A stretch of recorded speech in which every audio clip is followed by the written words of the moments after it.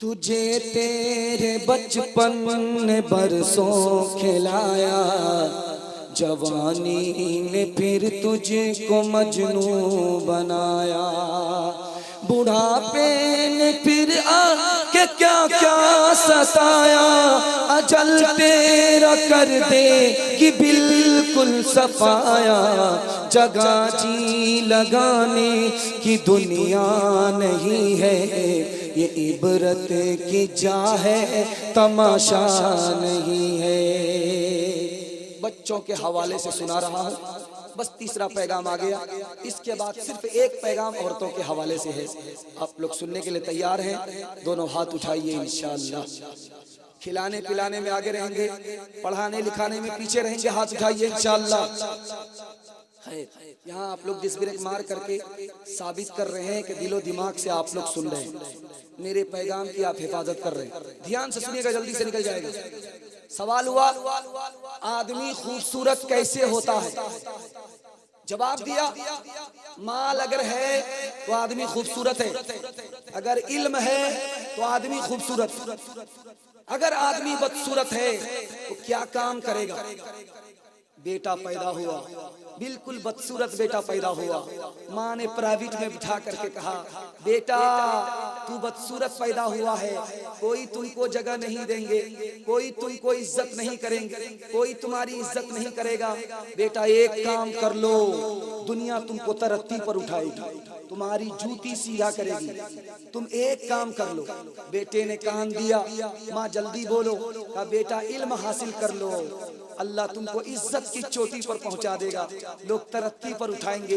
बेटे ने रात दिन मेहनत की, रात दिन मेहनत करने के नतीजे में मक्का का काजी बन गया।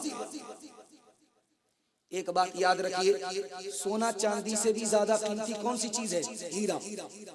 हीरा कहाँ होता है? जमीन में गड़ा हुआ, जमीन के अंदर गड़ा होता हीरा। उसको लोग उम्र भर तलाश करते रहते हैं, अगर मिल गया तो 17 नस्ल के लिए काफी हो जाता है, इतना कीमती होता है। लेकिन जानते हैं वो कीमती कैसे होता है? उस पर 3 काम करने पड़ते हैं। उसको चमकाना पड़ता है, नीचे गड़ा हुआ होता है, उसको चमकाना पड़ता है, उसके कोने बराबर करने पड़ते हैं, और इसका ख्याल रखना पड़ता है कहीं चटक न जाए, तब हीरा कीमती होता है। अगर आप अपने बच्चे को होनहार बनाना चाहते हैं तो आपको 4 काम करने पड़ेंगे। जैसे किसान 4 काम करते हैं, उसी तरह आपको 4 काम करना। किसान पहला काम क्या करता है?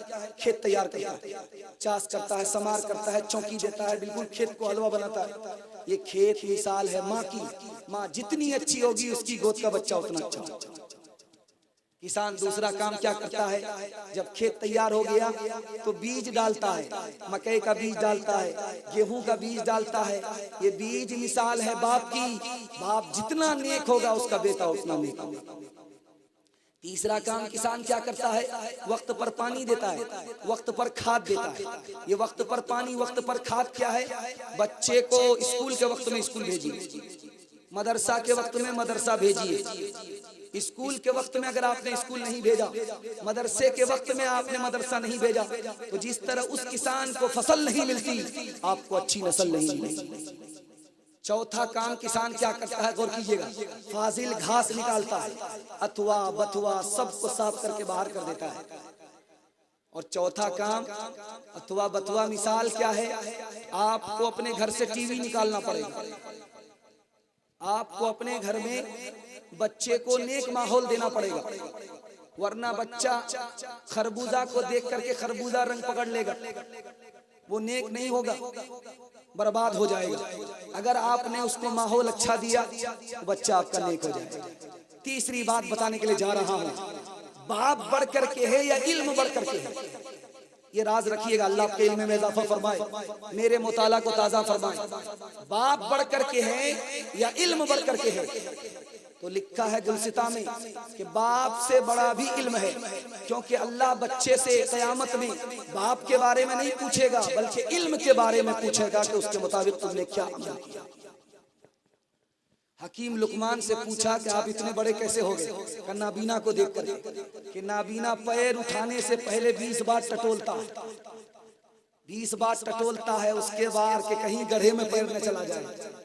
मैंने पैर उठाने से पहले अंजाम को सोचा, इसलिए इतना बड़ा हकीम हो गया।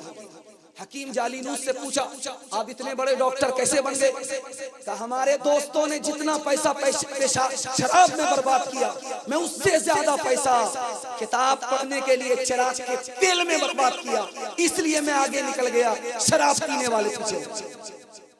इमाम गजाली से पूछा कि आप इतने बड़े इमाम कैसे बन गए? जो चीज जानकारी में नहीं थी, जानकारी लिया। जब तक जानकारी ले नहीं ली, दम नहीं लिया, इसकी वजह से अल्लाह ने मुझे बड़ा बनाया। हसन बसरी से पूछा, आप इतने बड़े कैसे हो गए? कि मैंने दोस्त को पीछे छोड़ दिया, मेरे पास इल्म ज्यादा था, मेरे दोस्तों के पास इल्म कम था, इसलिए वो मुझसे पीछे रह गए, मैं आगे निकल गया। हाथ जोड़ करके मैं आपसे कहता हूँ, आप अच्छा खाना खिलाइए, बच्चा भूल जाएगा।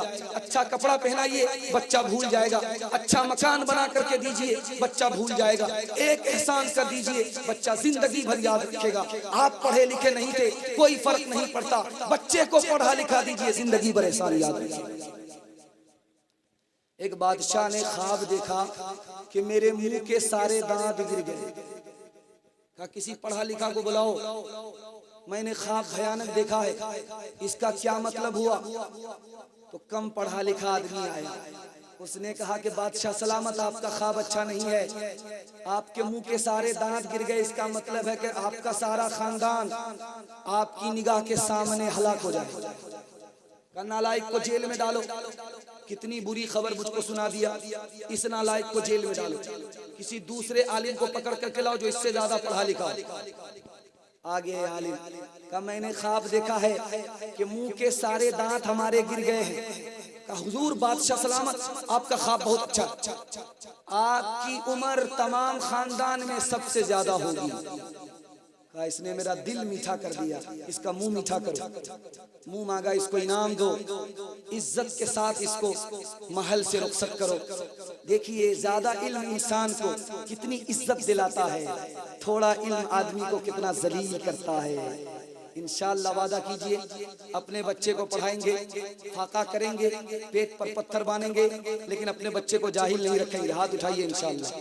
इंसाफ के डगर पे बच्चों दिखाओ चल के, ये देश है तुम्हारा, बाबू तुम ही हो कल के, ये देश है तुम्हारा।